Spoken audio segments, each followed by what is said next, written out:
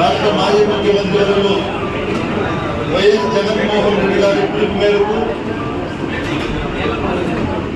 DSC మీద జరిగినటువంటి అక్రమాల మీద చర్చ రౌండ్ టేబుల్ సమావేశానికి ఇచ్చేటటువంటి వైఎస్ఆర్ కుటుంబ సభ్యులు మరియు మీడియా సోదరులు, యువత, మహిళలు, అదేవిధంగా ఉపాధ్యాయులు,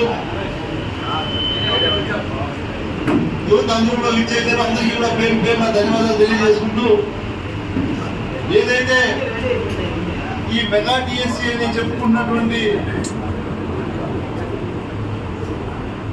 ముఖ్యమంత్రి చంద్రబాబు నాయుడు గారు మరియు ఆయన కుమారుడు నారా లోకేష్ గారు ఇది ఒక పెద్ద కుంభకోణంగా కొన్ని వేల కోట్లు దోచుకోవడానికే ఈ డిఎస్సిని వాడుకున్నారు అని ఈ రాష్ట్ర ప్రజలందరికీ గమనార్థానికి వచ్చింది. ఎందుకంటే ఎప్పుడు ఈ దేశంలో ఇటువంటి డిఎస్సి ఇంతవరకు జరగలేదనేది అందరూ కూడా, ఉపాధ్యాయులు కావచ్చు, విద్యార్థులు కావచ్చు, విద్యావంతులు కావచ్చు, యువత కావచ్చు, అందరికీ కూడా ఒక అనుమానం తావిచ్చింది. ఎందుకంటే వీళ్ళు జరిపినటువంటి డిఎస్సి ఏదైతే ఉందో దాంట్లో మెరిట్ లిస్ట్ అనేది ఎక్కడా కూడా డిస్ప్లే చేయకుండా, కనీసం మెరిట్ లిస్ట్ లో ఎవరు వచ్చారు, లాస్ట్ లిస్ట్ లో ఎవరున్నారు, కనీసం ఎవరికి ఉద్యోగం వస్తుంది, ఎవరికి ఏ కారణంగా ఉద్యోగం రావట్లేదు అని కూడా తెలియకుండా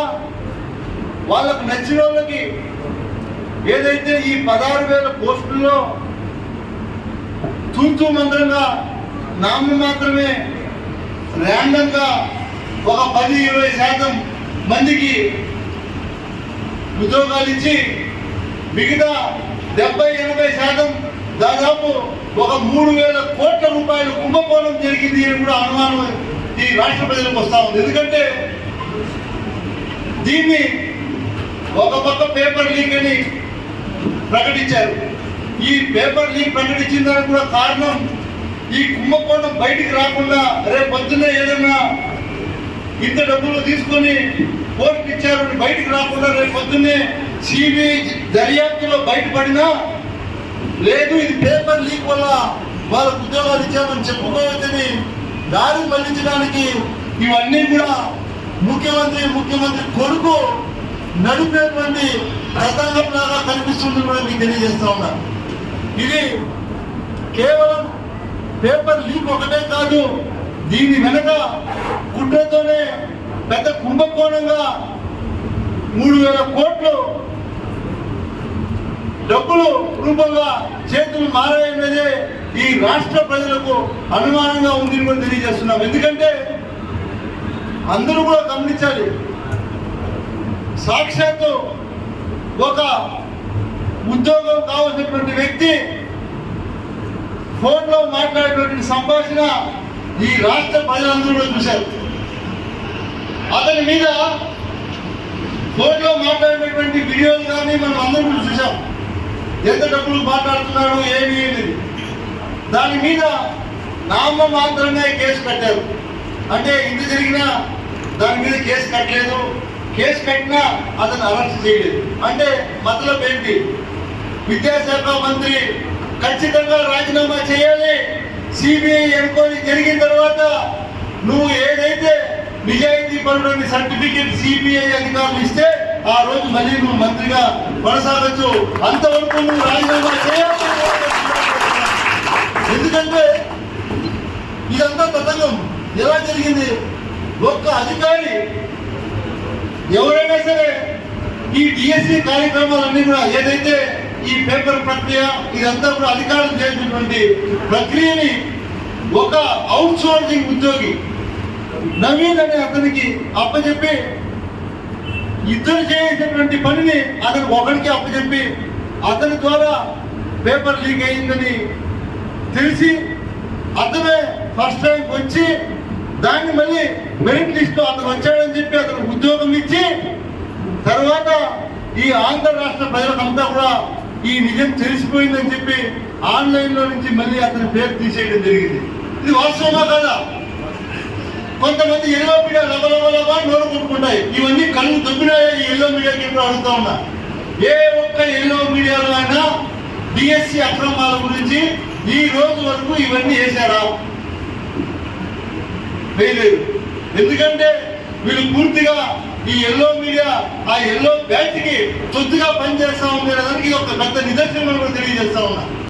ఆ నవీన్ అనే అతను పేపర్ లీక్ చేశాడు, లేదా అతనే కాపీ చేసి ఫస్ట్ ర్యాంక్ వచ్చింది. కనీసం అతని మీద కేసు పెట్టారా?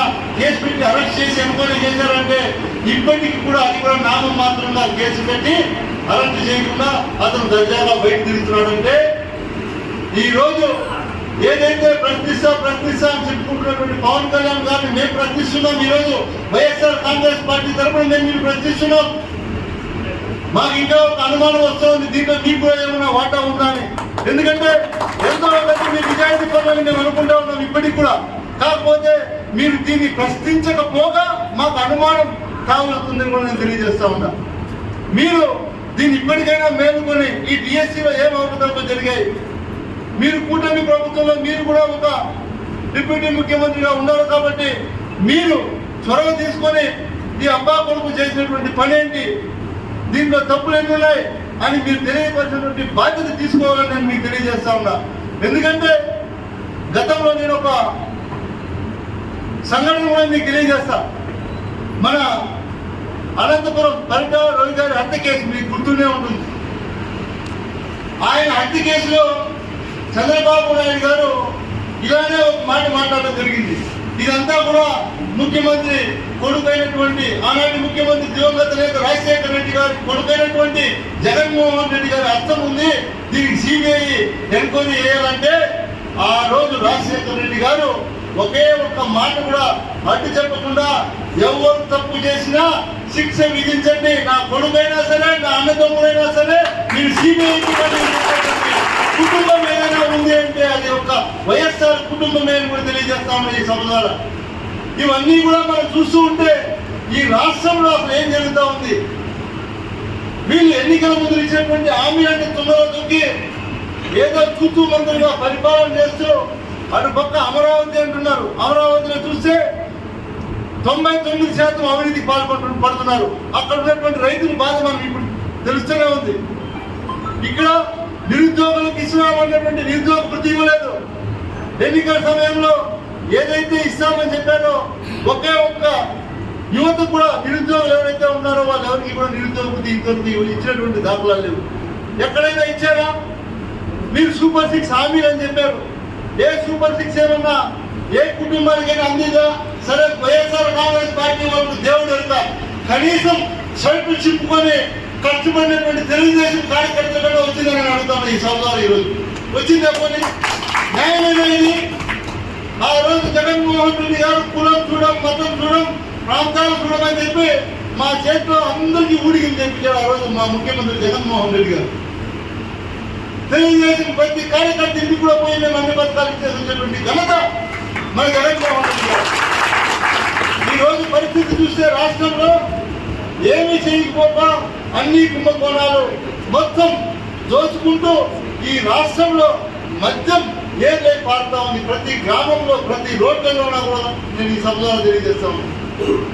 మీరు నన్ను చూస్తే గంగవరం మండలం చిన్నూరు గ్రామంలో సునీత అనే ఒక మహిళ స్వచ్ఛందంగా బయటకు వచ్చి అధికారులకు కంప్లైంట్ చేసింది. అంటే వాళ్ళకి ఏమైపోతామని ప్రజలకి చూసి ఎంత బాధతో తిరగబడింది ఆ మహిళ మీరు గమనించండి. దీంట్లో ఎవరి ప్రమేయం లేదు. మనం అందరం కూడా వీడియో ద్వారా చూసాం. అంటే విచ్చల విడిగా చెరువుల్లో ఇసుక ఎత్తేసారు, ఇండ్ల పక్కన మట్టి ఎత్తేస్తున్నారు, రాకపోకలు కూడా ఇబ్బంది కలిగిస్తున్నారు అని చెప్పి ఆమె రెవెన్యూ అధికారులకు చెప్తే రెవెన్యూ అధికారులు పట్టించుకోకపోతే ఆమె నేరుగా పోలీస్ స్టేషన్ పోయి రెవెన్యూ అధికారుల మీద కంప్లైంట్ ఇచ్చింది. అంటే అసలు ఈ వ్యవస్థ ఏం పని చేస్తామని చంద్రబాబు నాయుడు గారు అడుగుతామని గుర్తుపెట్టుకోండి. ఒకటి ఈ రాష్ట్ర ప్రజలు గమనించాల్సింది ఒకటే, మనం మంచి పరిపాలన అందించినటువంటి జగన్మోహన్ రెడ్డి గారిని కోల్పోయి ఈ 2 సంవత్సరాలు ప్రజలు పడుతున్నటువంటి అగచాట్లని స్వచ్ఛందంగా వాళ్ళే తెలుసుకున్నారు ఈ 2 సంవత్సరాలు. ఎందుకంటే జగన్మోహన్ రెడ్డి గారు అధికారంలో ఉన్నప్పుడు ప్రజలు ఎంత సంతోషంగా ఉన్నారు. ఆ రోజు 5 సంవత్సరాలు పరిపాలన చేస్తే అబ్బా కొడుకు సోకాల్ టీడీపీఓ నాయకులు అందరూ కూడా జగన్మోహన్ రెడ్డి గారు అప్పు చేసేసాడు, బీహార్ అయిపోతుంది ఈ ఆంధ్ర రాష్ట్రంలో.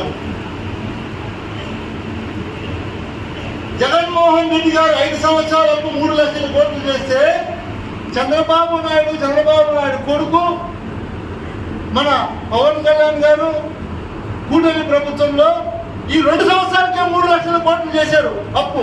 అంటే ఈ ఎల్లో మీడియా కనిపించట్లేదా అని అడుగుతా ఉన్నా. ఎల్లో మీడియాను కూడా నేను సభ ద్వారా ఎందుకు మీరు ప్రజలకు ఇవన్నీ కూడా వాస్తవాలు తెలియపరచట్లేదు?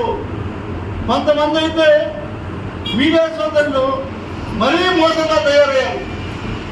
వైఎస్ జగన్మోహన్ రెడ్డి గారు చేసినటువంటి మంచి చెప్పకపోగా ఈ రోజు కూడా ఆంధ్ర రాష్ట్ర ప్రజలకు చెడ్డ జరుగుతూ ఉంటే తెలుగుదేశం పార్టీకి భజన చేస్తున్నారే, అది మీకు మంచిదవుతుందని నేను అడుగుతా ఈ వేదిక ద్వారా.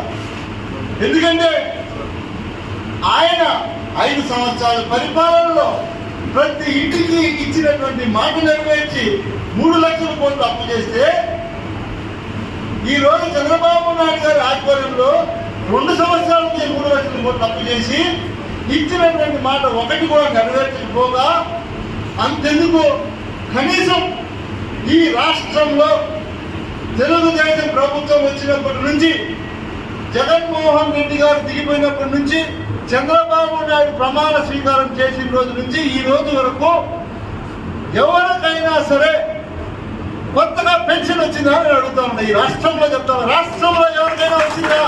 ఒకే ఒక పెన్షన్ ఇచ్చారా? కొత్త పెన్షన్ ఒక్కటి ఇవ్వలేదు. గుర్తుపెట్టుకోండి. ఎంత మోసం, ఎంత దగ! మీరు చేస్తున్నటువంటి ప్రతి అవినీతి కూడా ఇంకా మీకు ఏదైతే ప్రభుత్వం ఇప్పటికే 2 సంవత్సరాలు పూర్తి, 3వ సంవత్సరంలో కూడా సగం అయిపోయినట్లే గుర్తుపెట్టుకోండి. ప్రజలు ప్రతిదీ గమనిస్తున్నారు. ప్రజలే స్వచ్ఛందంగా రోడ్లోకి వచ్చే పరిస్థితి మీరు తీసుకొస్తున్నారు. ఎందుకంటే లాస్ట్కి ఇప్పుడు ఏం చేస్తున్నారంటే మేమేదైనా మాట్లాడితే వాళ్ళు రాజకీయ లబ్ధి కోసం మాట్లాడతారని మళ్ళీ మా మీద తిరగబడి మాట్లాడుతున్నారు. మాట్లాడితే ఎవరో ఒక పరికరం నేను బయట ఇచ్చి వేరే సబ్జెక్ట్ మాట్లాడిస్తారు మళ్ళీ మా మీద. మేమేం మాట్లాడుతున్నామో దానికి సమాధానం చెప్పడం, వాడు ఏదో ఒక నోటికి వచ్చి మాట్లాడేసి పోతా ఉంటాడు. అంటే దొంగ తిరుగుడు ఎన్ని రోజులు మీరు చేయగలుగుతారు? ఇది ప్రజలు ప్రతిదీ గమనిస్తున్నారు.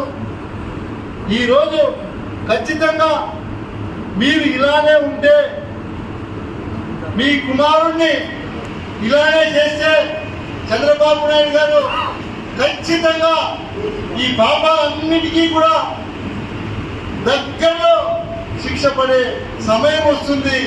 కాబట్టి మీరు ఏదైనా నిజాలు తేల్చాలంటే ఫస్ట్ మీ కుమారుడిని రాజీనామా చేసి సిబిఐ ఎంక్వైరీ చేసి అప్పుడు ఆ ఎంక్వైరీలో తేలితే ఈయన నిజాయితీ పనులంటే ఆయన మంత్రి స్థానంలో మళ్ళీ కూర్చోబెట్టండి.